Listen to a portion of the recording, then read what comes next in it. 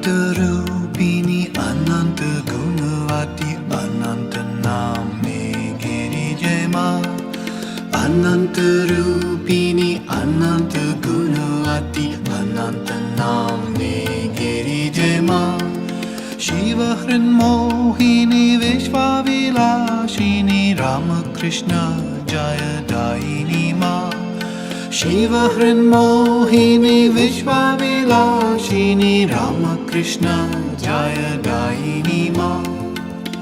The Divine Mother, born of the eternal mountains, is beyond the power of the universe she created.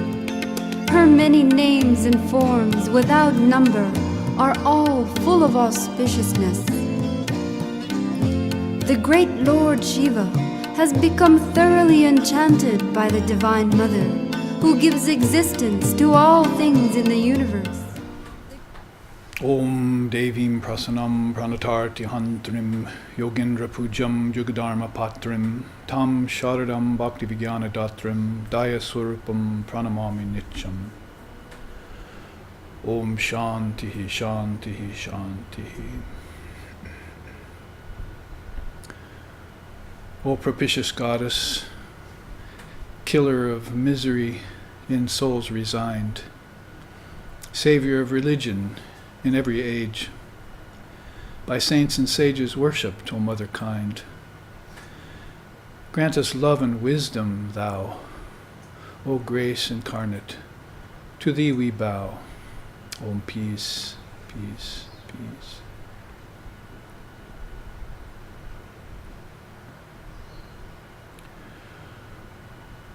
Om Shravanyapi Buhu Biryo Nalabhyaha Shinvato Pi Bahavo Yam Navidyuhu Ascharyo Gyata Kushalo Shalabdaha Ascharyo Vakta Kushalo Nushishtaha. Om Shantihi Shantihi Shantihi. Many there are who have never heard of the Atman, the indivisible self, within all things, all beings. Many other, though they hear of it, fail to comprehend it.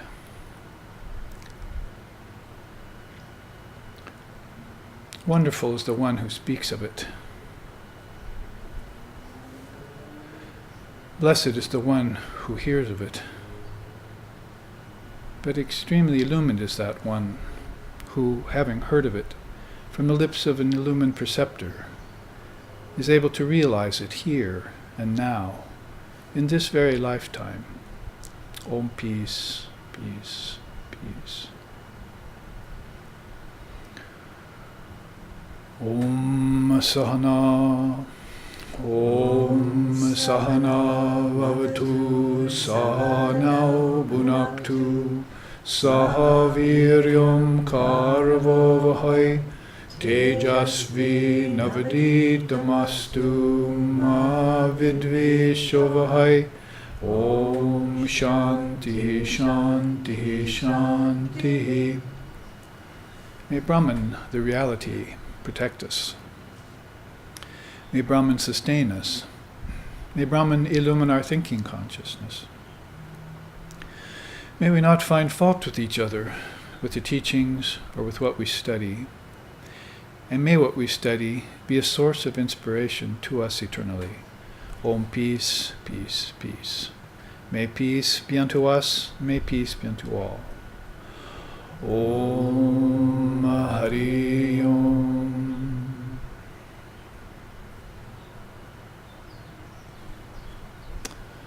Svagatam, welcome everyone to this class, which is the third in a series of our Shakta Advaitavada series.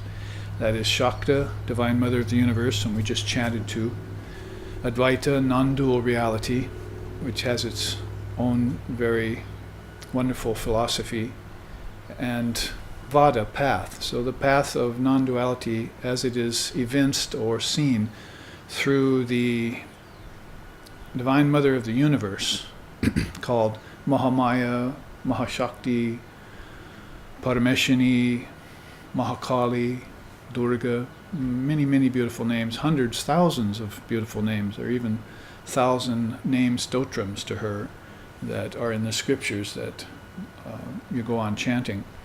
And just in reverence to her, because as we've been seeing by the last few classes we've had on Shakta Advaitavada, and this chart that we've been using as our main chart on your left, we see that she is, her territories, her inward regions, her lokas, her akashas, these are all words for inner worlds, her spandas means vibrational spheres, because this morning we were talking about how vibration runs the gamut from very gross, like a mountain of granite, all the way through to very dull thoughts in the subtle body, and then very refined thoughts, and then the kingdoms of heaven within you, or even deeper inside of you, subtler vibration, and finally all the way up to non-dual reality itself, where just prior to reaching it, the soul encounters the word, which is the unstruck sound, which already means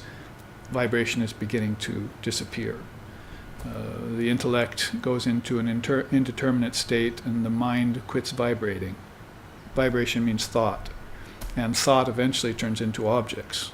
So you come out of deep consciousness, non-dual consciousness, Advaita, into these differing levels of vibration, and consciousness works its way down, right on down to this earth, in the wriggling of snakes and the buzzing of insects and so forth. Vibration is there in everything. And so we know that there is a life force, prana, that's there in everything. If we can see that much, since prana is here, we won't take it this week, but we'll probably get to it next week. Prana, that life force, man does not live by bread alone, as I've been saying, is this very subtle energy that by which one gets a hold of higher levels of vibration, like capturing a Garuda bird, a dragon bird, and riding it inside on these waves of prana.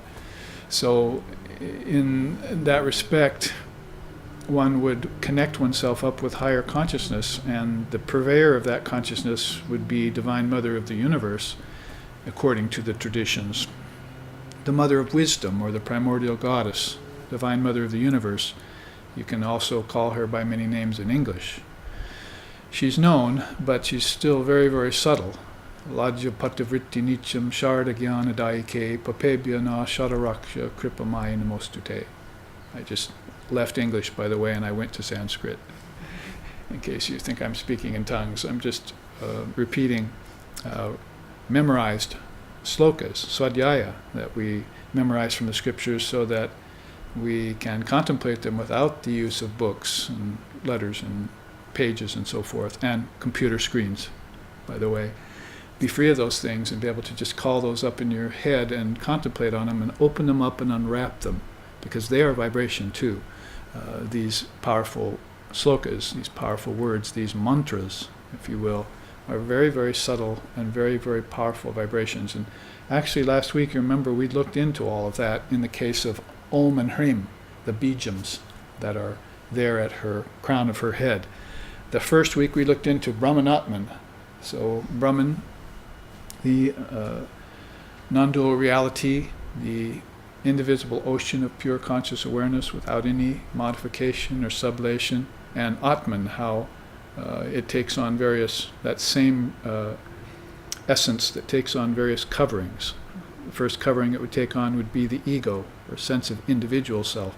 It would sort of surreptitiously or in pretend fashion separate itself out from Brahman, like a jar of water from the lake. It would create a container called ego, and it would separate a bit of that essence from itself, from its entirety. And that would be the first covering, called a sheath or a kosha or an upadi. And then the second one, that's a very subtle sheath, the ego, and then the next would be the intellect, and then the next would be the mind, and then the next would be the prana, this energy we were just talking about, and the final would be the body, the physical sheath. So Atman is that Brahman, only just defined by 5 sheaths. It has taken on coverings. If it takes them on of its own free will, no problem. Water is water, whether it's in a jar or whether it's in a lake. Eventually it'll just break the jar and return to its essence.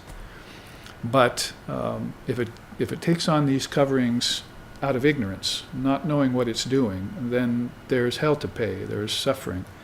And the first noble truth, Buddha has to come back and tell you again. Suffering is, and there's a cause for it, and there's a way out of it, and here's the path for it, Ashtangika Marga, the Eightfold Path. So these great teachings and these teachers who espouse them come back to us again and again to remind us that we are Atman, and Atman is one with Brahman. So we looked into all of that with 2 or 3 charts at the first week of this class, 2 weeks ago. Last week we looked at Om and Hrim, the great Bijams.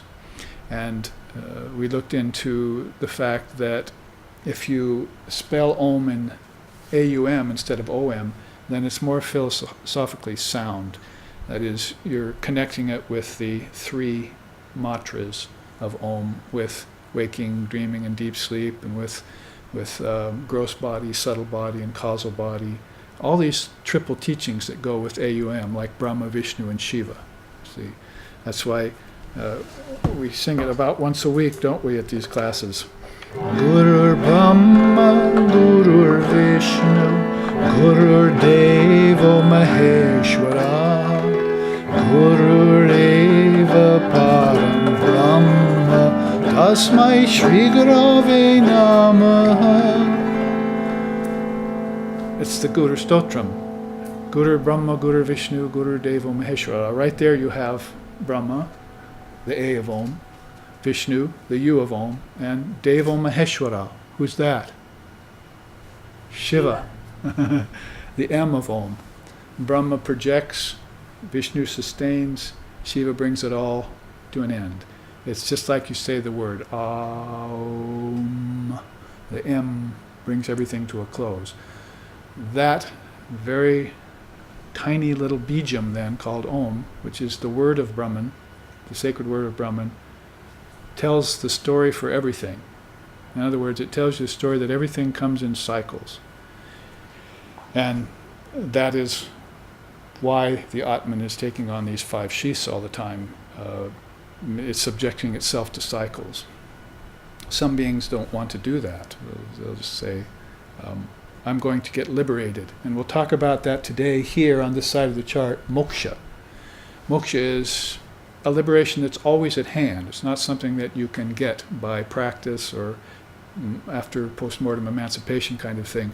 It's something that's always at hand. So it's a state of liberation that is your true nature. It's not something to get or to go after, although we do seek it in a certain sort of way, but that has to be done very carefully. So that state of liberation, moksha, is a part of her great regions. They say she grants the 4 fruits down here, Purusharthas, you see at the foundation of this pillar. It means dharma. She grants dharma. That is, if you want to take on these sheaths, if you want to enter into this vibrational sphere with all its levels, then you should probably come here with the dharma, the teachings first. You should have gotten the teachings, and if you embody with the teachings, then you see these marvelous beings whom you go to and you hear of and you've heard of in the past that have been born like Shankara. His outline is here at the background of this chart. Like Shankara, who is in knowledge of the scriptures by the time he was 10. All the scriptures of India, amazing how many there are. He knew them all by the time he was 10. He had them in his head. And actually that's the point. They were in his head because many lifetimes previously he had been putting them in his head. And his teachers made sure that he had them well established in his mind. That is Gaudapada and Govindapada. And then by the time he was 12, he had left home and he was wandering India, and he found his guru in his early teens, and he had already started writing his great commentations on the Upanishads and the Brahma Sutras and so forth by the time he was in his 20s. So he passed away at 32. So he took this whole potentially 100-year lifetime and just coalesced it down, sort of just condensed it down into these 32 years. And he did that because he was born illumined. See, so to bring the Dharma into life is a wonderful thing. Like the rest of us, maybe we searched around for a long time and luckily came upon it when we were in our 20s, 30s, or even 50s or 60s. Or in the case of my mother, whom I introduced to it in her 70s and 80s. So whatever the case may be, bringing this Dharma in, that's the foundation of the pillar, you see, these teachings. And then that's the first fruit of life she gives you. And the second fruit is then karma. If you have Dharma, you can satisfy your desires, and they won't create karmas. Holy Mother said that to us when she was alive. She said, "Oh, my children, you fear desire. The more desires come and go for you, the better." She's speaking to those children who had taken initiation into Ramakrishna's mantra. So once you've taken the Dharma and taken initiation, then desires come and go. There is nothing to you. You're just rolling off thread off of a spool that had been wound on before. And so desires become legitimate, and you easily get rid of them. That is, fulfill them in the Dharma. And then after that is artha, wealth. Wealth doesn't pose a problem to you anymore at that point either, once you have the Dharma. In fact, Sri Ramakrishna said the two ways of using your wealth correctly are to support spiritual organizations and the teachings and to raise a dharmic family. If you just follow those two rules about wealth, then you're fine. And wealth won't cause that distortion that it does on most minds, so that they're going to be reborn again seeking wealth instead of born again to seek God. It's enlightenment, however you call God. So these marvelous beings that are actually born in the knowledge of Brahman, those are beings that we look at and admire and laud and follow, try to follow, use them as exemplars. Not saviors so much, but exemplars. So the four fruits of life, the reason I got into it was because it ends in moksha. See, the fourth fruit is moksha. So you get the Dharma, you live your life, you satisfy your desires legitimately, and you get all the wealth you need for your own purposes and to help others, and then you give it all up in the end and you're free. That's a whole different kind of life than what we are seeing people living nowadays, where they're bound at the end of their life. They're bound by fear, they're bound by ignorance of what death is. So many things crowd in on them at the end of their days, or maybe death just takes them by surprise in their youth. Whatever the case, they're not prepared to be ejected out of the body.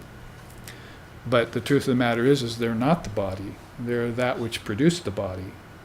This energy that produced the body and all bodies would be the next step inward in the kingdoms of heaven within you. So coming into knowledge of all of these facets of Divine Mother reality is going to shore you up in any life in relativity. When Shiva drinks the poison that was leaking out of the process of churning the ocean of wisdom by the gods and the demigods, he was drinking the poison of relativity. You see, any creation is attended by good and bad. It's attended by positivity and negativity, and you can't do away with one and just have the other. As Vivekananda used to say, there's nothing that's all good here, and there's nothing that's all bad. It's all an admixture. It's just that sometimes the positive gets the upper end, you see, and the negativity goes on the wane, and then it turns around and it's the other way. Negativity comes forward and the positivity goes away. And this is always flip-flopping, again, in cycles.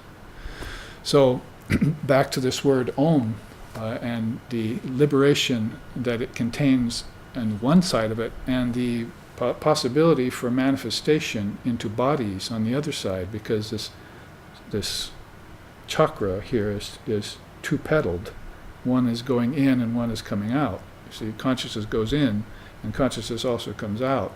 So if it goes in, it's immersion and absorption. If it comes out, it's play, it's divine sport. But Ramakrishna never said anything about suffering, you see, that it should come out and suffer. There are going to be some necessary sufferings for any embodied being. I mean, you could name them almost on one hand: birth, growth, disease, old age, decay, and then, of course, death. They're called the six transformations. Buddhists call them six billows, and they add in their hunger and thirst and so forth, these things that can't be satisfied. So those things you just have to deal with, but if you can deal with them on the yogic level, as a yogi or a yogini, then you can neutralize that poison of negativity like Shiva does, just hold it in the throat, as it were, and never go below the heart, see. And always be a lover of God and pass your days in peace and bliss, and exit the body free of fear and free of doubt. So, Divine Mother Reality with the four fruits, this is what she's actually telling you. That's one of the earliest and most basic mother teachings. It's called the Purusharthas, the four fruits. I have a chart on that to show you maybe next week or the week after that or the week after that, depending on how long this chart takes us. Before the class started today, we were saying how it could go for maybe a month or two, looking at all these different akashas or regions or principles that are affixed there next to her arms and her third eye and her navel and at her feet and so forth. So many things there that are a part of the Vedanta philosophy. And I hope to get to some of those when we get to Astika and Nastika, maybe after the break. But now, to sort of connect us with our last week's class, and a summation has been given. Brahman and Atman were the first, pretty much covered the first class, and Om and Hrim, the two bijams, covered the second class. Before we get into Astika and Nastika or some of these other teachings here, probably Moksha and Kaivalya would be good to take today, and to define those terms and to look into them with charts I have that are in accordance with them. But before we leave the realm of Om and Hrim bijams, I wanted to show you this one chart here. And it happens to be Shankara, this great Advaita Vedantist that we just talked about, who lived to 32 years old.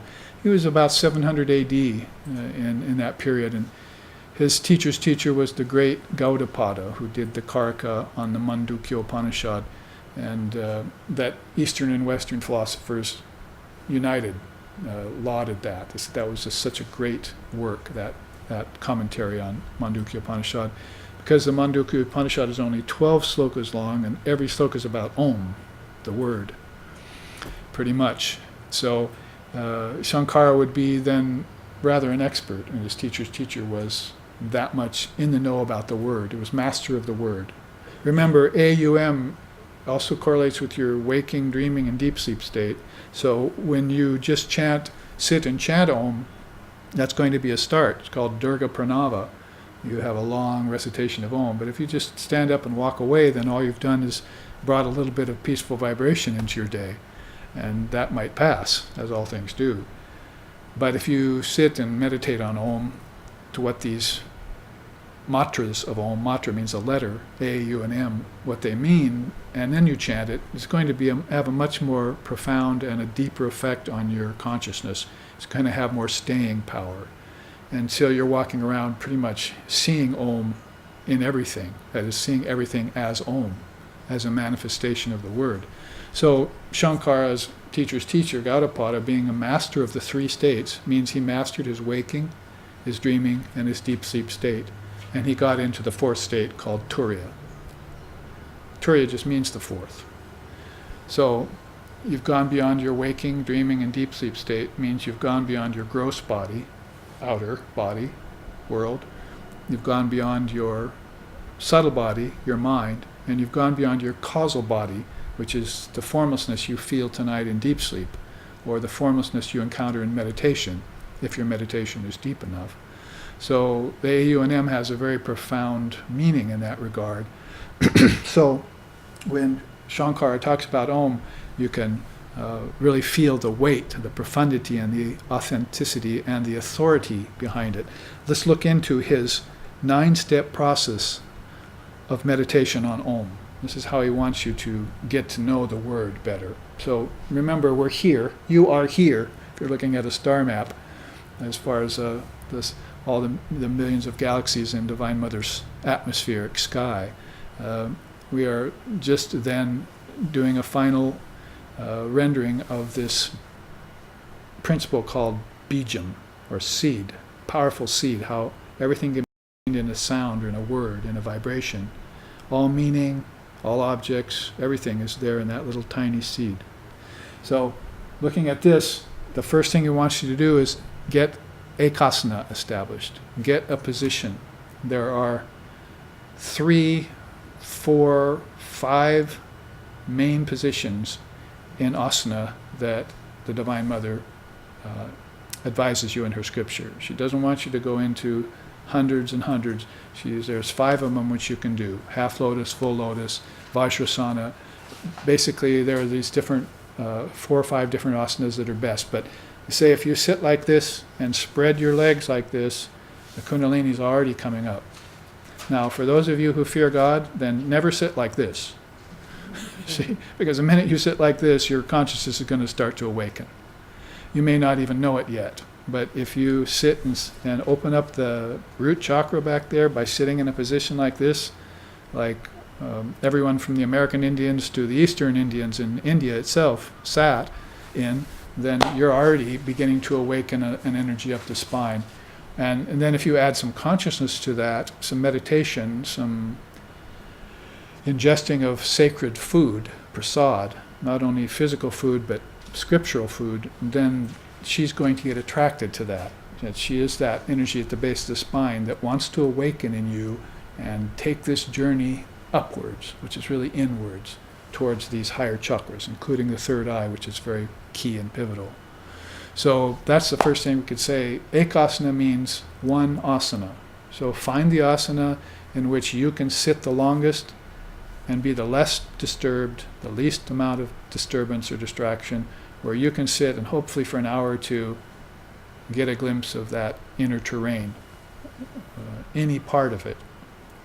And if you don't have a mantra yet, Om is the bijam that is powerful. Even if you don't have a mantra, Om is very effective in awakening consciousness, because that is the root vibration we're talking about here. In the beginning was the Word was with God, the Word was God. I keep having to repeat that because we're in a Christian country here, and you have to know that there's a lot more to, when Jesus told John about the Word, there's a lot more to the Word than just those few things he said. You have to go deeper into Christ's teachings, and of course Vedanta is going to be a good way of casting a laser-like light on those early teachings of Jesus.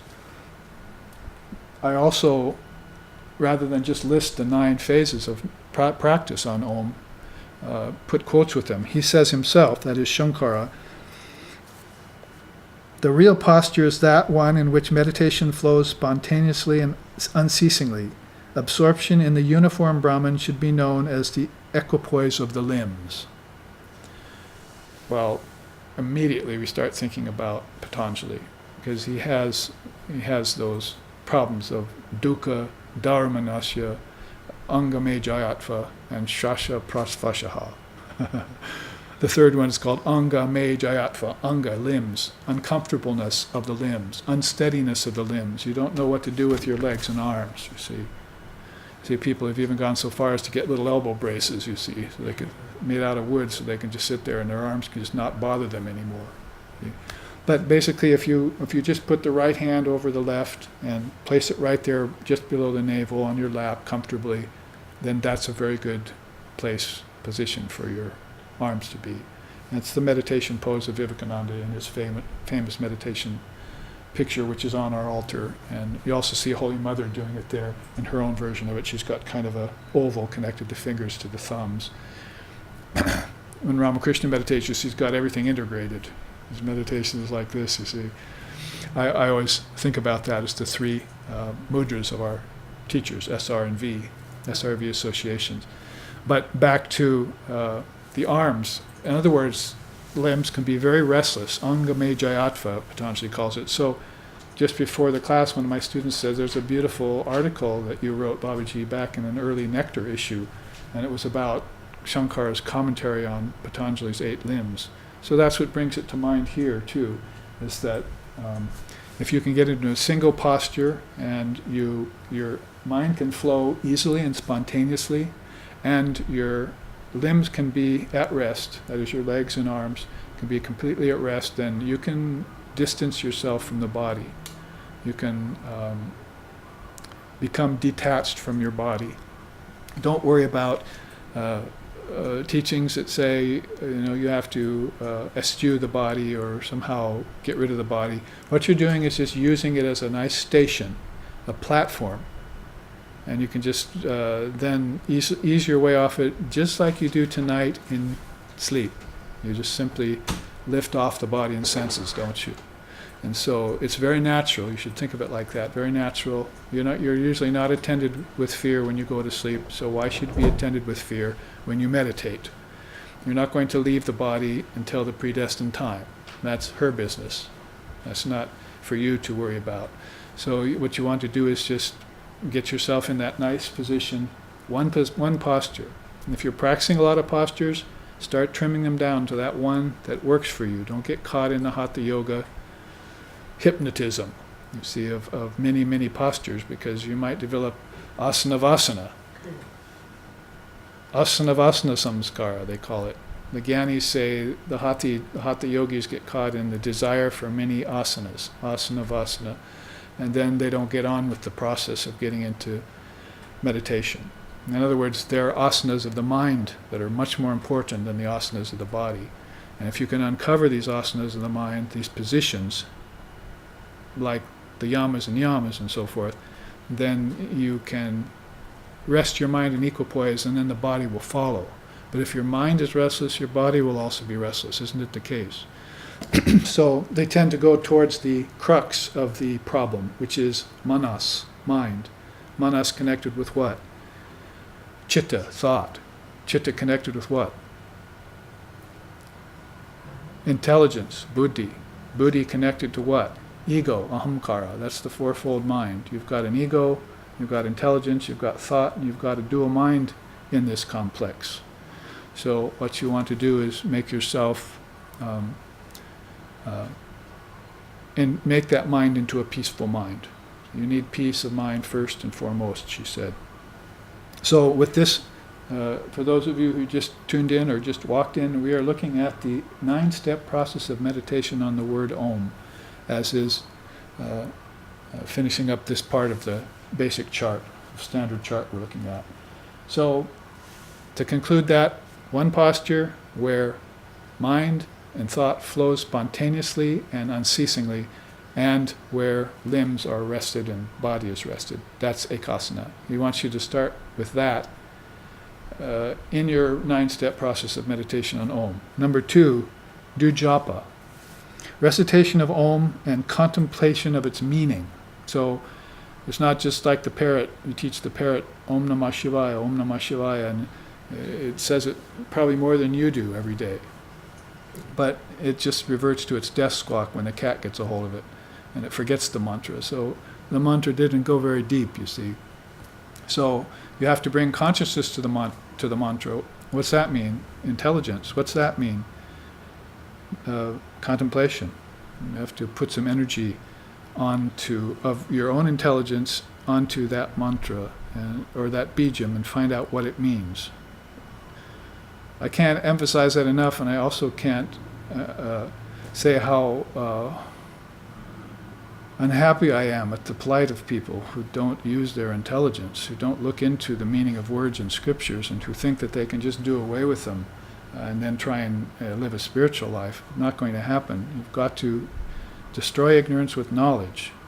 Everyone said that. Shankara said it, Ramakrishna said it. Guess who else said it? Krishna in the Gita says it. Nahi gyanena sadrishyam pavitram iha vidyate. There is no purifier in the world for ignorance like knowledge, Arjuna. So you get rid of ignorance by knowledge. You take one thorn out of the flesh with the other thorn, and then you can throw them both away, not until. So you want to look into Bible, Quran, Veda, Gita, all these scriptures, before you can transcend them, before you can go beyond them. And going beyond them really means taking the essence of Gita and Bible and Quran with you into this meditation. These accompany you. These thoughts accompany you. You don't just go void all of a sudden and there's nothing. Wisdom is her nature. The light of wisdom is her nature. You're shining it on God. That's how God gets illumined to the darksome or the benighted mind, is by using this intelligence like a laser and shining it inward. The senses are rather like lasers going outwards, especially when they're focused. But the inward senses that espy the kingdoms of heaven within, they're more like inward lasers that begin to look at subtle realms of intelligence. This is all made of intelligence. You can walk around the physical world and look at objects and saying, that's my own intelligence, that's my own intelligence, that's my own intelligence. Everything is mind made manifested. The Zen Buddhists say it, the Tibetan Buddhists say it, the Vedantists say it, the yogis say it. Are we going to disbelieve with that kind of authority behind it, that everything is mind made manifest, that all objects come from you, that all of the universe is in you? Is this just fine New Age philosophy? No, this is the fact of the matter, because it's all vibration. And the primal vibration is here, Om. And you'll hear that humming inside of your deepest consciousness. Even when you go to sleep, if you're aware, you'll hear it take over everything and turn everything into formlessness. And when you come back out of sleep, you'll see how it all posits form again, congeals form again. So AUM, really, isn't it? Projection, sustenance, and withdrawal. Constantly doing that, all the time. You're projecting, you're sustaining, you're withdrawing. Just like a kid on a beach builds a sandcastle, enjoys it, and watches the tide destroy it. All in one 24-hour period. But it doesn't take you that long to destroy the worlds of name and form and time and space. You can do it by closing your eyes, and 30 seconds later it's gone, and you're in deep sleep. Or better yet, you're in samadhi. And Om is still there, you see, vibrating as the primal sound, the unstruck sound. So he wants you to look into this, obviously, because he's given you 9 steps. Now when he says recitation of Om and contemplating its meanings, I found this quote by Swami Vivekananda. He says, the first letter A is the root sound, the key, pronounced without touching any part of the tongue or palate.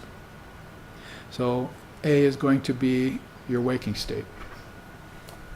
That's key to us, right? We create our karmas here, and we also can destroy our karmas here. We cannot do that in dream. You do not create karmas in dream, nor do you destroy them in dream. In fact, the only dream that's really going to cause any change in your consciousness, if now at all, is going to be the dream of called a vision, a spiritual vision, where you come in contact with a great soul who's thinking about you, and you're open to his thought or her thought, and all of a sudden God shows him or herself to you. And that's that's a very, very high level of vision. Really not much of a dream, doesn't really a word that covers that kind of a vision, but it's not in the waking state. So, because you're not going to see God in the waking state, you're going to see reflections of God there, chidabhasa, reflections of that intelligence. But when you go inside, you have more and more of a chance of coming upon a spiritual form filled with light, an ishtam, an ishtadevata, a guide, a spiritual guide, however you call it in whatever tradition you're following. So A is the root, and U, he goes on to M first. M represents the last sound in the series, being produced by the closed lips. Then U rolls from the very root to the end of the sounding board of the mouth. Repetition of Om and meditating on its meaning is the way. You know, Vivekananda brought us many things. He brought us teachings of Vedanta, he brought us teachings in yoga, the Raja Yoga, he brought us teachings of Tantra, he brought us the 4 yogas, Karma, Bhakti, Jnanam, and Raja Yoga. But now he's saying this meditation on the word is the way. See, let's go down here to early to see our own founders saying. Lex Hixon, also called Ramakrishna Das Baul in our Vedantic tradition, he says, after traveling the path of Om, the silent source is reached, and the yogi becomes a realized sage dwelling in the one reality. All happens by traveling the path of Om. Path of Om then doesn't mean just sit and say Om, oh, am I enlightened yet? No, you connect it with your waking state, your dreaming state, and your deep sleep state, and you follow that path. These are your states of consciousness. AUM is giving you permission to accent or light up those levels of your own consciousness that you walk around day to day never seeing. All you're seeing is the waking state. Or you're looking out into space. So you're under an ocean, or digging up moldering bones on the earth. See? What about this inner periphery? That's the land to discover within you, the kingdom of heaven within you. My Father's mansion has many chambers. See, that's worth seeking out, because that's where your true self abides. So, traveling the path of Om, acknowledged by so many traditions. All the great founders of the traditions mention this great word. Now, japa then takes on a much wider meaning then, doesn't it? And usually we think of japa as getting a mantra from a guru and just saying it over and over again with the beads. And of course that's a way of focusing in on lessening all the distracting vibrations and focusing on one powerful vibration, like a tidal wave sucks all of the little waves into it. So that's a great practice. But japa itself, Holy Mother said, and she was called Japa Harini, perfect in the art of japa. That was the name they gave her. She said even that is just a method. It's not an end. So you come more to an end when you connect the matras of Om, because if you leave the matras of Om disconnected, there's ignorance. If you connect the matras of Om, there's knowledge. See? So it's a great quote by an ancient rishi. Pipalada was his name. If you leave the matras of Om unconnected, there's ignorance. If you connect them, there's knowledge. So, in other words, you're leaving your waking, dreaming, and deep sleep state unconnected. You're leaving your gross, your subtle, and your causal body unconnected. If you make these connections of these triputis, all of a sudden there's knowledge, and you're free, you're fine, you're in harmony, you're in balance, you're in equipoise, you have equanimity, you have sattva. I can keep borrowing words to explain it, but you must get the idea. So japa takes on a very wide meaning in an Advaitist's way of thinking. There's Shankara, and he's young. He was only 32 years of age he lived. Now the third step is manana, silent repetition of Om in the mind. Sri Krishna says in the Gita, uttering the monosyllable Om, Brahman, thinking of me, that one who departs, just transcending the body, attains the supreme goal. So you want it there at the time of death. You want it there before death. And you want it there by setting up your physical body in one position. See? So as soon as you set in that ekasana position, you've opened up the Muladhara chakra, consciousness is beginning to rise. You should start to hear the Om before too long, if you haven't already. Maybe you're sitting in that posture because you already heard Om. Like I say, I heard it in the crib. See, I remember one of my most profound early postnatal experiences was hearing the Om in the crib, and it frightened me. So I put it together with a cyclic whirling that was going on inside of me. And frightened me, and I cried, and my mother came in the room and turned on the light, and that's the last thing I remember. See? So, Mother comes, you see. As soon as you see Om, she will come. And you'll hear that, so you might have gotten interested a long, long time ago. You might have already found your guru, and he's just waiting to come into your life. See, many people are working their way towards that almost predestined position where all of those elements are going to come together. They must persevere in order for that to happen. So this is a process that can quicken or swiffen spiritual evolution. The quote there by Krishna then says it all. he says Om is Brahman. So that is the word, the bijam for Brahman. Hrim would be one of the bijams for Shakti, for Mother. But Om would be the non-dual word, the word that's going to take you into formlessness. And you'll also come back into form via the word. Step 4, Nishchaya Dardyam, inner affirmation.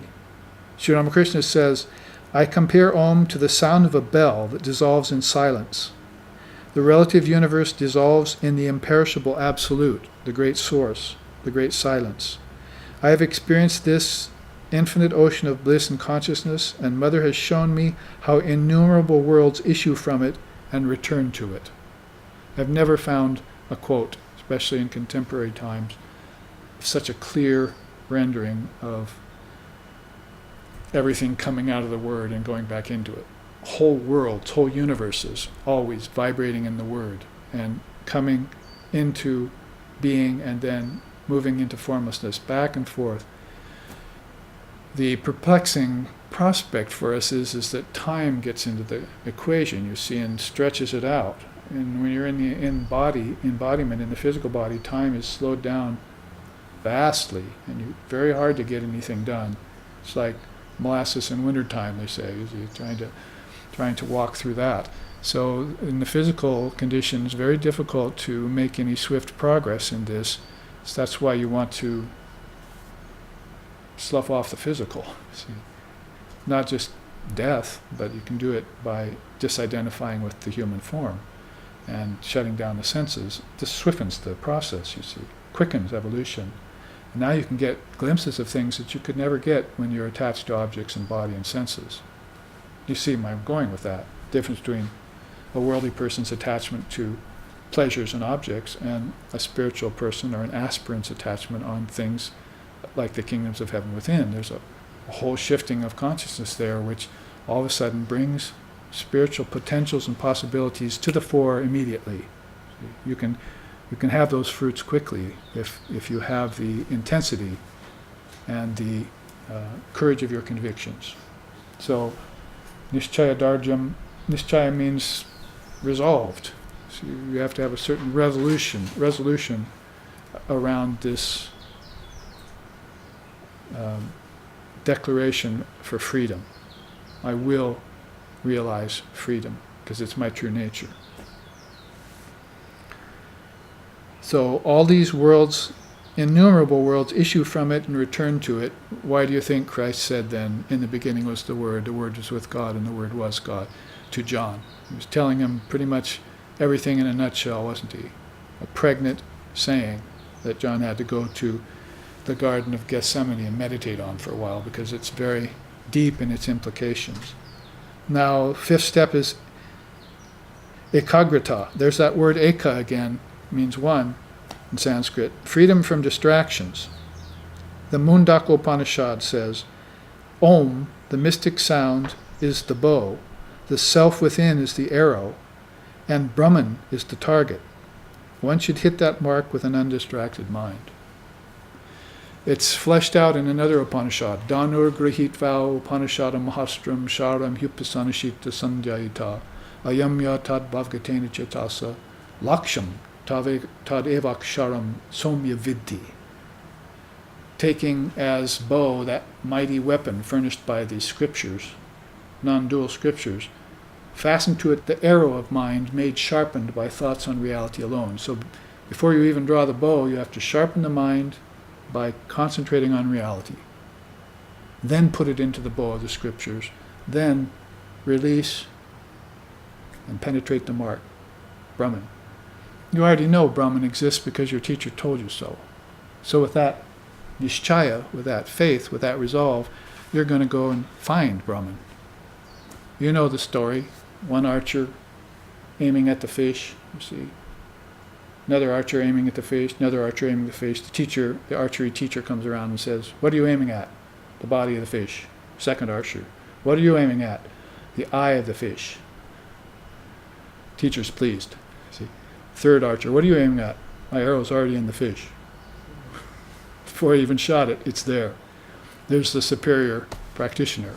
He knows Brahman exists because the teacher already told him. Just a matter of finding out for himself now. And so he's got perfect resolution. It's one of the Eightfold Path of Buddha, perfect resolution.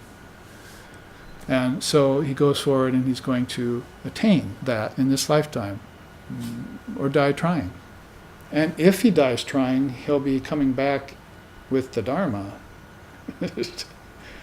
Like I started out saying at class, you see, he'll be coming out, but coming back again with the Dharma. He'll be very ready in his next assault on that citadel of non-dual truth. That's the ultimate goal. Gatam, Paragatam, Buddha called it. Beyond all other goals, that's the Paragatman, the supreme goal. And Krishna says, to that goal they go whether they never return again. They go to Brahman. They go to me. So, which Upanishad you look at always talks about that. In this case, it's Om is the mystic sound, and that's the bow, and Self is the arrow, and Brahman is the target. Hit it with an undistracted mind. Now, the sixth step of meditation on Om, I hope you can all write this down and go home, and then in your meditation tomorrow, sit down and say, okay, here's the first step. Settle yourself, your arms, in whatever posture you prefer. If you have to sit in a chair, all right, but make sure that your legs are in this position maybe and your back is straight, you see. Don't lean back on anything, no supports. Brahman doesn't have any supports, so you should have no supports. If you want to be absolutely free, no supports. So, assume the position, as they say. And then go on, right on down the list in your meditation, you see, and just practice Om. Memorize this and then do it without the paper the next day. You see, what was that step again? Oh yes, this is what I should be doing. And actually participate in your own awakening. What a novel idea, you see, that you should actually be a participant in your own awakening. That you should actually be conscious of consciousness, aware of awareness. I was talking in this vein one day, and one of my students went home, and he lived in this complex, you see, and everywhere along all the fences of this complex was a sign, beware of dog, beware of dog, beware of dog. See, and dogs were barking everywhere. See.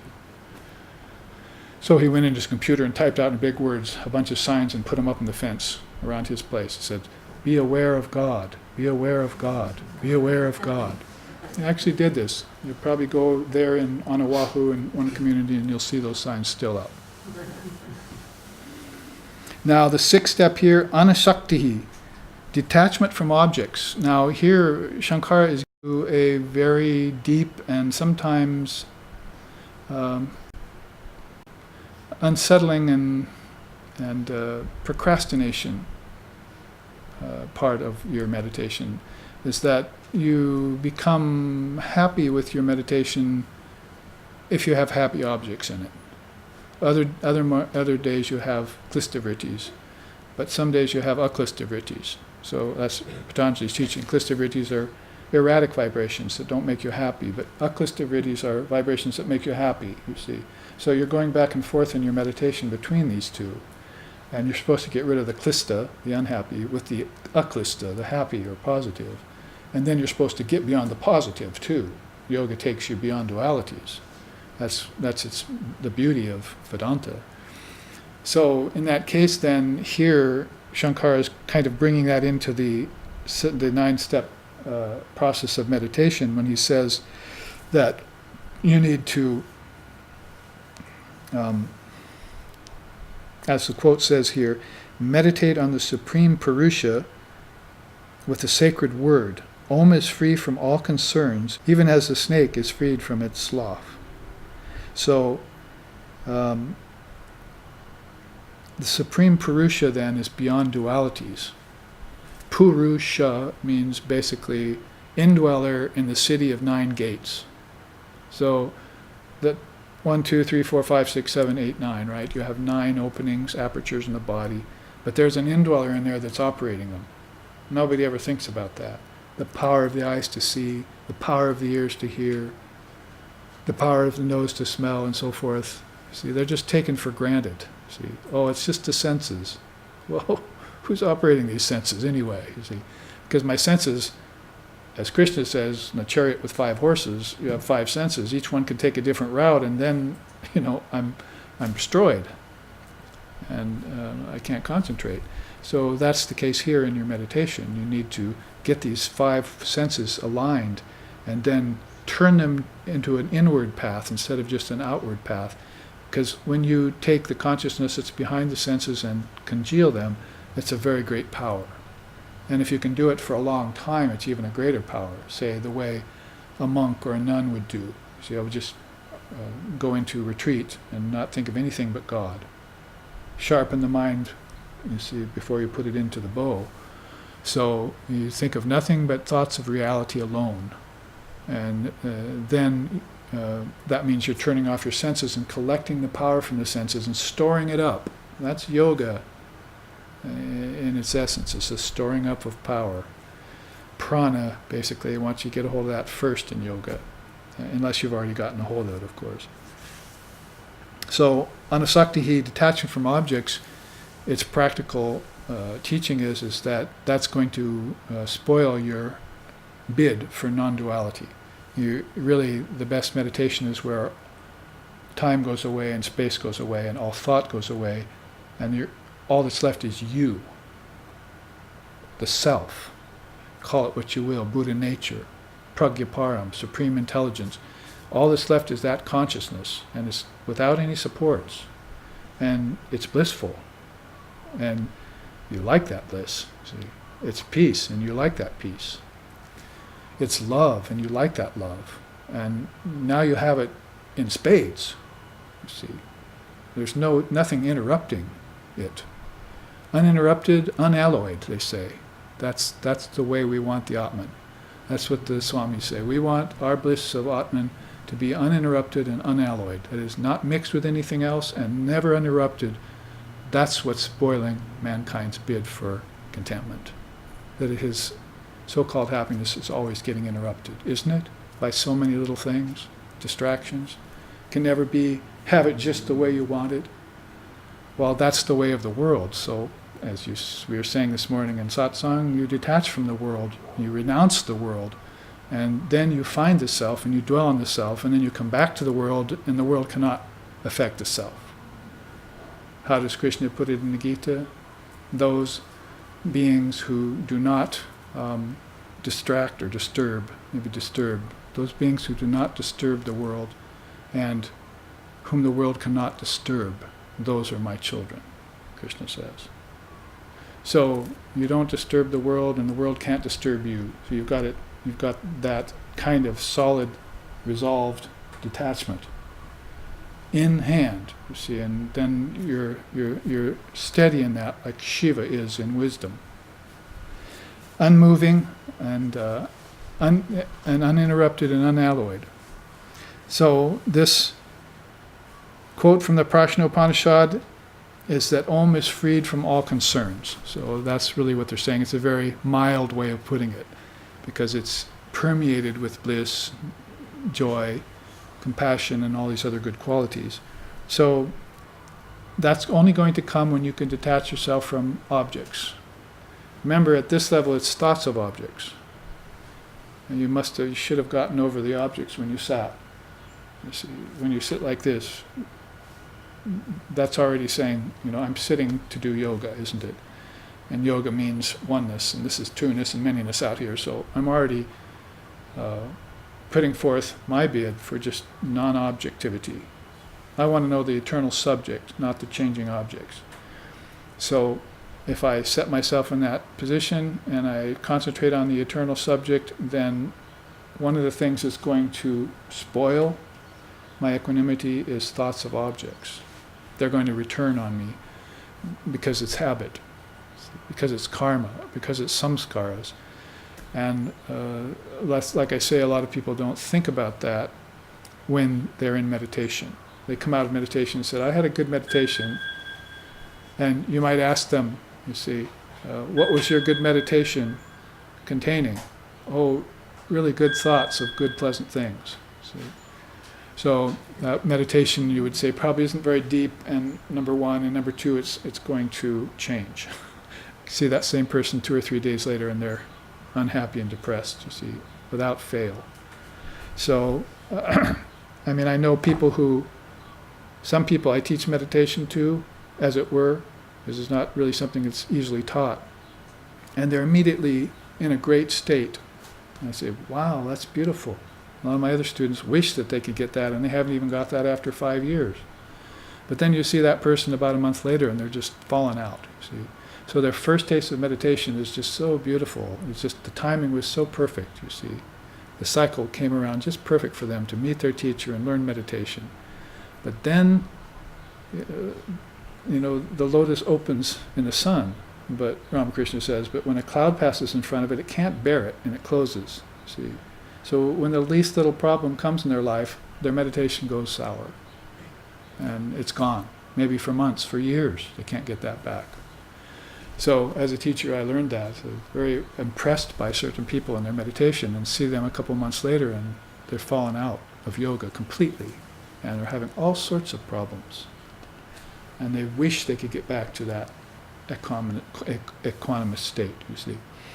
So this is a process that you gain control of the mind. And when you get to this process of the sixth step, he's taking you to the real problem of meditation is thinking of subtle objects, not being able to get your mind vrittyless, free of vibrations. You can get it to the state maybe of pleasant vibrations, but you can't get it to the state of no vibrations very easily.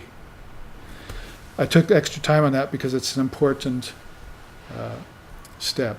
7 is Nava Samskara Sunyata, extinction from samskaras. Lord Patanjali, our father of yoga, says, the force of past impressions continue to create a physical reality, such as illness, health of the body, and other regular operations, until the force of the new impressions of samadhi being created on the mind burn these out completely. So until you can start having sampragyata samadhi, samadhis of peace, samadhis of knowledge, samadhis of bliss, those aren't the highest samadhis, by the way, but they are efficacious in as far as they can remove the samsaras of illness and health. Now I'm healthy, now I'm ill. Oh, I'm healthy again, now I'm ill. Don't you feel that in 24 hours? Your body is healthy and then it's ill? You feel illness passing across your body every 24 hours. You're not perfectly healthy all day. Little indigestion, little whatever it is, you see. What to speak of the mind, being healthy all the time. So these things are coming and going in cycles all the time, and that's the nature of the thing. You're not to blame yourself for that in yoga. You're to step back and notice it and then detach from good and bad, from pleasure and pain, from life and death, from embodiment and disembodiment, from form and formlessness. All these dualities, that's you're able to see them now. And that's your chance to detach from them and become the witness. And that witness is Om. That Om is here. That's the third eye, and you're the seer when you're there. You're the knower of the 3 states of waking, dreaming, and deep sleep. Not the slave of a waking state only, but the knower of all 3 states. So, samskara is a key word there. See, it means impressions, subtle impressions in the mind caused by past actions of past lifetime, unresolved karmas of past lifetimes. Samskara, incredibly important word that should be taken into the context of Western psychology now, so that they can get out of the box of one lifetime scenario and begin explaining the problems of everyday life and the impediments that the soul is facing in terms of many lifetime scenario. Now, Patanjali also says that that which goes in line with the klista and aklista vrittis again. The klista vrittis are good thoughts, pleasant thoughts. Klista vrittis are negative thoughts. Yes, you do use one to get rid of the other, but then you don't just say use thoughts of health to get rid of illness, because basically the yogi knows that all health is in the mind and all illness is in the mind, so he can use the mind to offset his illness and stay in health. That's why he or she, yogi or yogini, is able to keep healthy all the time, and when ill health does come forward, can use power of the will to control it. I suggest Swami Abhedananda's books on psychic phenomena and on karma. He explains it best on how to use the yogi uses the mind to stay in a state of healthfulness all the time and get rid of all illnesses without medicines, without anything, just purely with the force of will. That's how enlightened mind would tackle those problems. And also live as long as it wants, or as short as it wants. In the case of Shankara, 32 years was enough.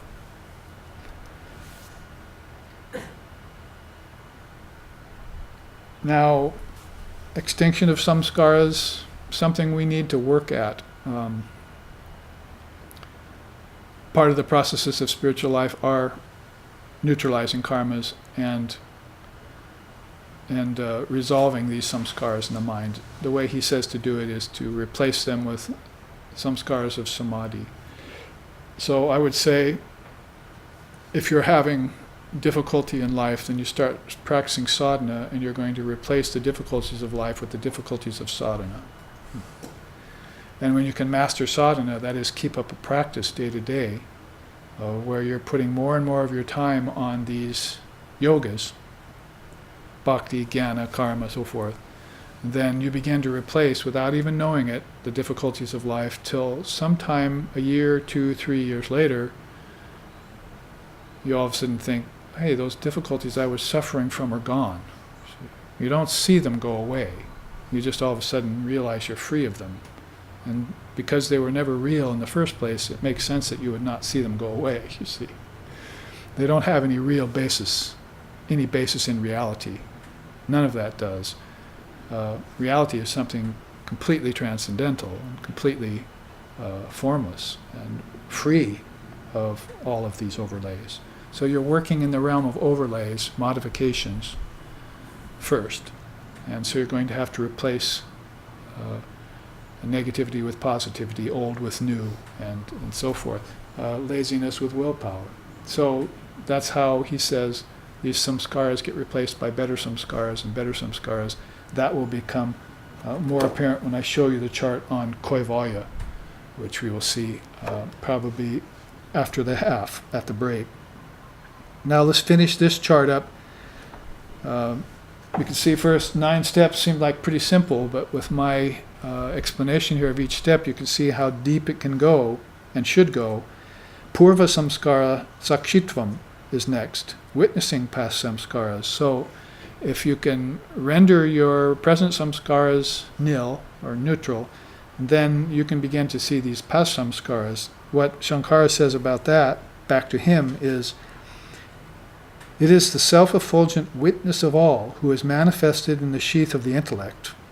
Keeping in view that which is separate from the manifested and the unmanifested, by one undivided thought, think of that always.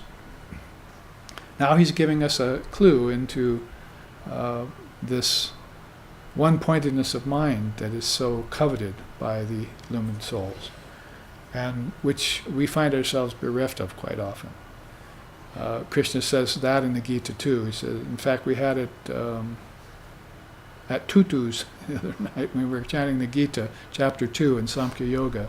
We were chanting it with tamboras, and some of you were there present. And Krishna said in that, he said, single-branched is the decisions of the wise, but many-branched are the decisions of the unwise. Very beautiful sloka. So if you're a wise person, your decision is always single-branched. You know the truth, you decide on it, you follow it, you get it. There's none of this other confusion accompanying you at all, ever. So you've got a very focused consciousness in that case. But many-branched are the decisions of the unwise. So they're always going along different roads, finding a dead end, coming back, starting over, and therefore they're always casting about. You find this in the case of souls coming into the body and never finding their guru or their path until very late in the game, if ever. And in the meantime, they've practiced spiritual menu tasting all the way along the line, you see. Or they're running from one guru to the next, like groupies, like spiritual groupies at a spiritual rock concert, you see. So it's very, very rare to see somebody get a focus, come into life with that kind of resolve and say, there's my path, there's my teacher, dedicate yourself. And dive deep, O mind, into the ocean of God's beauty and descend to the uttermost depths and find the gem of self-realization. That's very rare that you'll find a soul in this day and age doing that. But there are many hundreds and thousands of monks out there, and they've done it. We need to see a few people here in the householder department, you see, having done it and accomplished it too. Find your path, settle into it, reach the highest goal. Gatam, gatam, paragatam. So Shankara says there, the witness is hidden in your sheath of your intellect. So your intelligence, you see, Mother loves intelligence most of all. That rids itself of ignorance. They asked Shankara once, how do you prefer your vision of God? And he says, unsullied, like a mirror that's polished every day. If you don't polish the mirror of the mind, then little dust specks and dirt contaminants collect on it, and you can still see yourself, but you've got little imperfections in the vision. He says, I prefer my vision of God perfect. Like the mirror of the mind has to be wiped clean every day. So this means that an enlightened soul like Shankara still goes in and cleans the mind. The two very important things come out in that saying. One is that mind is not your soul. If you're thinking your mind is the soul, then you're wrong. The mind is a station, is a sheath. He calls it a sheath here. So there's a witness of your mind. Call it God's mind, if you will, but God also has a witness to his mind. His mind is Brahma, Vishnu, Shiva, you see, the Trinity, and he stands beyond that as witness. So there's always a deeper level to Sakshi Bhutam, you see, and pretty much what we're talking about here, Sakshitvam, right? The witness. There's always a deeper level to the witness that you can go to, and that is your practice at a very high level of meditation on Om, is finding that witness and staying with it. And he's giving you the key here that it's connected mostly with your intelligence. They don't call her the mother of wisdom for nothing, or Shankara Shiva, is the god of wisdom, right? So wisdom is a very, very important part of the practice right now, since we are in charge of our body-mind mechanism. See, body-mind mechanism is the psychophysical being is another way Vedanta describes your sheaths, your 5 sheaths. Psychophysical being, you see. At a distance, you see, they're saying, oh, that's your body-mind mechanism. So they're mechanisms, they're not you. So they're not going to stop like Yoga 101, say, oh, you're not the body. That's a teaching for children. You should know you're not the body. They're going to just, if you come into a Vedantic circle or a Buddhist circle, your body-mind mechanism, your psychophysical being, they're pointing to something that's not you, but something that you're operating. See? So witness is the operator of that, and it's detached witness too. So that's what you want to get a hold of, in touch with, in union with. Yoga is that witness consciousness. Beautiful Shankara bringing that out and giving you the key to unlock it with. Sheath of intellect. Where's my intellect? Unlock that. What's inside? Intelligence. I'm free. See? I'm free when I know my intelligence, when I can turn my intelligence against the world and see that this is all a manifestation of intelligence. God is here. They say Brahman is here in everything. How do you understand that? Because Brahman is not a thing. It's not an object. It's the intelligence in the thing. It's what made the thing appear. It's what gives the foundation for the thing to exist upon. Anything. Everything. So that's how you understand the non-dual statement. You don't assign Brahman to an object, of course. Brahman can't be an object. It's the eternal subject. It's the only thing that isn't an object. I mean, the mind is having trouble with objects, isn't it? when it's meditating. What else is keeping it from getting free? So the eternal subject is another word for this witness. Now the ninth and final step is Atmanishta. Nishta is a precious word in Vedanta. It means pretty much one-pointedness. We call it Ishtanishta. If you find your ideal, then you get 100% absolute devotion and fidelity to that ideal. And that ideal can be with form, or it can be beyond form, or it can be to a guru, or it can be to the supreme guru that is the witness consciousness in your own being, or it can be both. Probably better to the more the better. You see that the more the better means happier if you have both an ishtam that's with form and beyond form. So the quote here we already read by our founder Lex Hixon. After traveling the path of Om, the silent source is reached, and the yogi becomes a realized sage dwelling in that one reality. You'll find that in the Coming Home book. You'll find that in the Great Swan book that he wrote. So 9 stages of meditation on Om. I thought we would end the crown here of her head, Om and Hrim, with that teaching, which we haven't seen for a long time. That's a very old chart. Now, in the time remaining, which is 5 or 10 minutes maybe? 10. 10 minutes, let's look into these two opposite pillars. We can start to cast out from her to these 2 great pillars, and they have very precious teachings in them. Nirguna and Saguna Brahman, is Brahman with attributes, Brahman beyond attributes. Astaka and Nastika, the traditional philosophies of India and the non-traditional philosophies of India, both which have a lot to offer us. You see the gunas are here, we'll come upon that. And you see on the sides of each of these pillars, Savikalpa Samadhi, also called Sampragyata, and Nirvikalpa Samadhi, also called Asampragyata. That's Samadhi with form and Samadhi beyond form. There are several of these kinds of Samadhis. There's only one of these. And then these attending pillars here, Aparinama and Ajativada. You've heard me talk about that in non-duality. Aparinama means non-transformation, and Ajativada means no birth, no death. So these are attending pillars on these great samadhis and on these great axioms of God with attributes and God without attributes. Vedanta covers the whole gamut and brings it all in for inspection and for speculation. Therefore, we might as well look at these pillars at the very top, and since we're coming out of Om and Hring, look at Kaivalya and look at Moksha. Now, Kaivalya, this chart I created from one of my students who happened to be in prison at the time, and I went into prison teaching and got very interested in the Vedanta and became a very good student, and drew this by hand in his cell with a lead pencil and sent it to me because he imagined that's what I was like. He said, "Oh, you live in Hawaii, and I'll portray you like this, sitting on the edge of the sand, meditating on the ocean of Brahman, as it were." So I thought it was very lovely, and wished very, very much that I could be just like that. Absolutely in meditation on the ocean. Not just the liquid ocean, but the symbolic ocean that it portrays.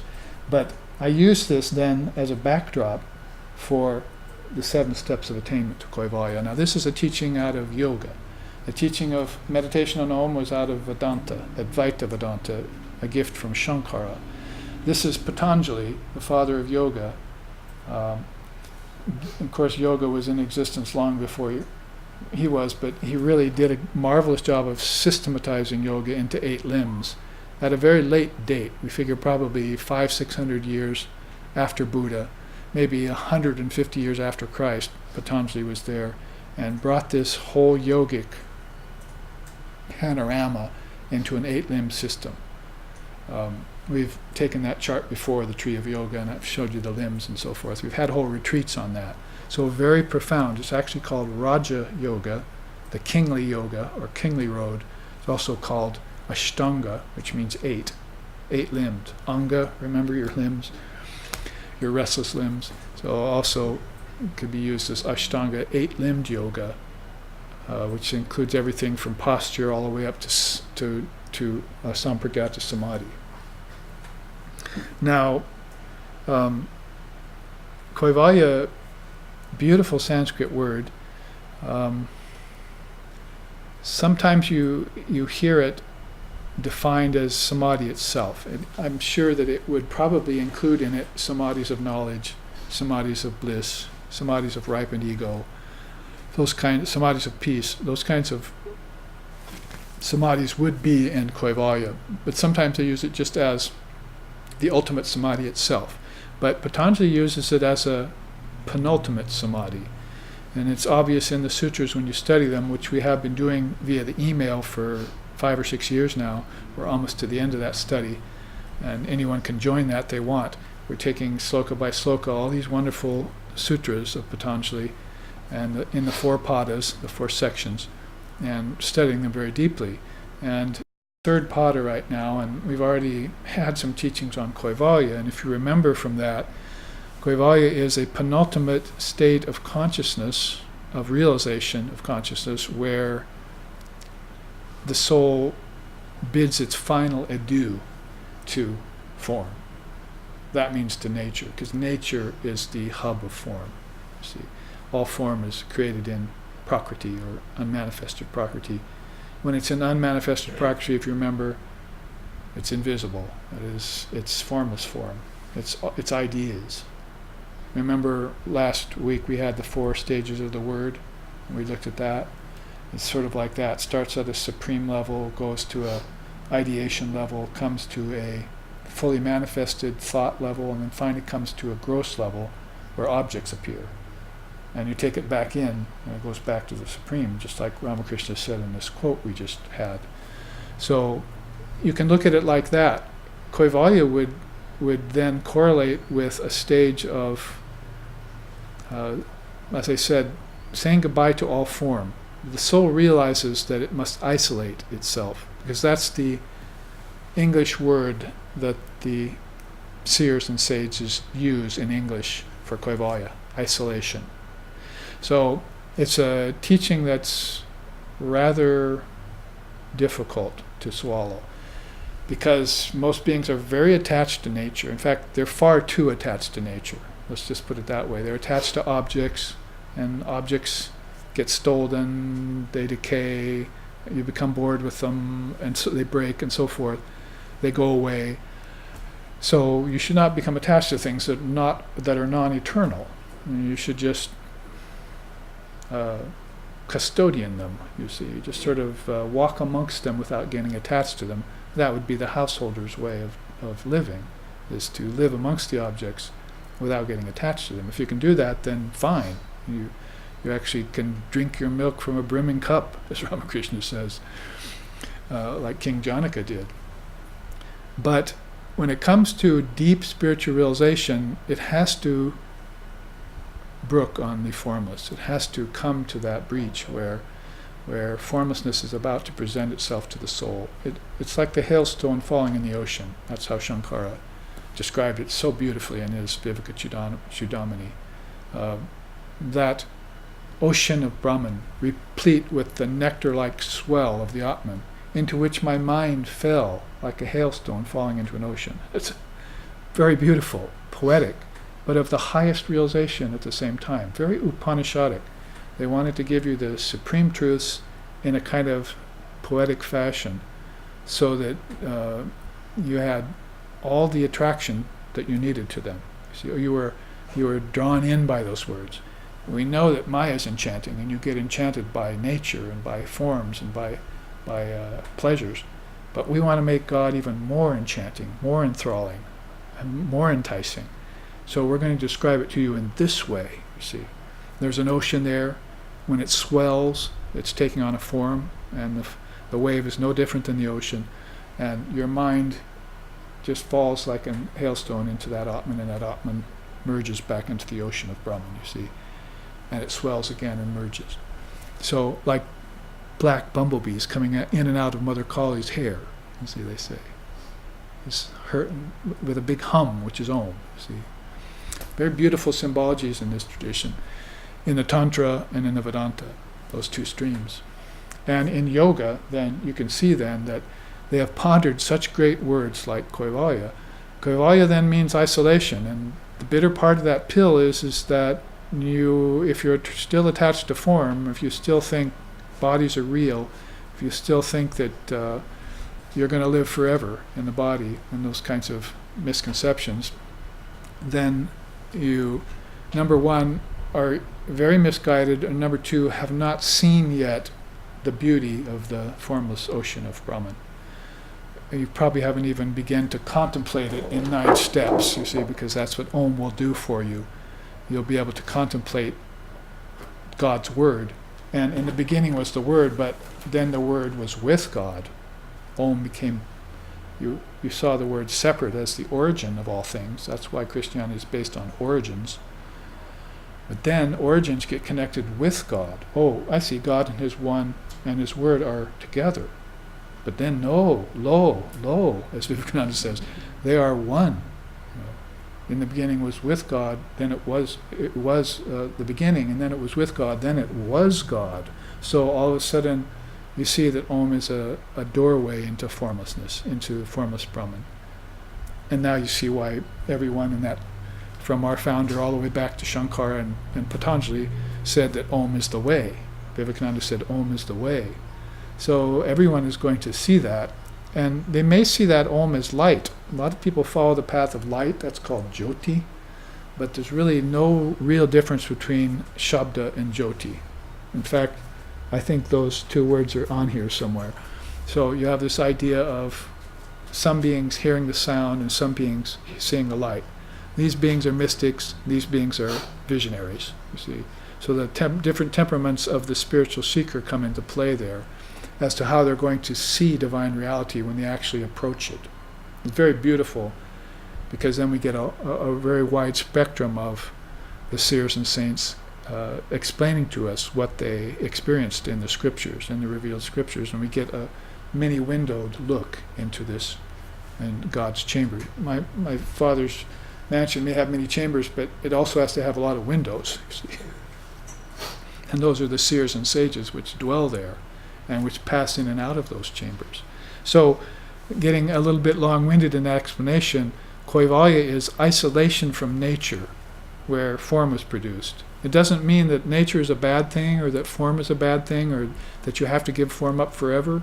It's just that when you see the beauty of formlessness of Brahman, your own self, then you will easily, like a moth to flame, give up form and get into a formless state. And when you do, and if you do, come back out of the formless state, when you do come into form, you will shine with the light of Brahman. And I end the first half of the class there with those words. Thank you for your kind attentions. Aloha, namaste. Om Sato Ma Sadgamoya Tamaso Ma Joytir Gamoya Mrichorma Amritam Gamaya Abira Bira Mayeti Rudrayate Dakshinamukam Tenamam Pahinicham Om Shanti Shanti Shanti. Lead us from darkness to light. Lead us from lower truth to higher truth. Lead us from the unreal to the real. And lead us from the illusion of death to eternal life. Reach us through and through, O Lord and Mother of the universe, with thy sweet and benign presence. Om peace, peace, peace. May peace be unto us, may peace be unto all. Om Hari Om. Prasidamatar Nagendra Nandini Chirsukadayini Jayadema. Salutations to the Divine Mother, who is the supreme power filled with wonder, and who manifests as Sri Durga, the 10-armed goddess of protection. May the Mother of everlasting peace, who is full of the enjoyment of the universe, become pleased with all of us and bestow upon us her eternal blessings.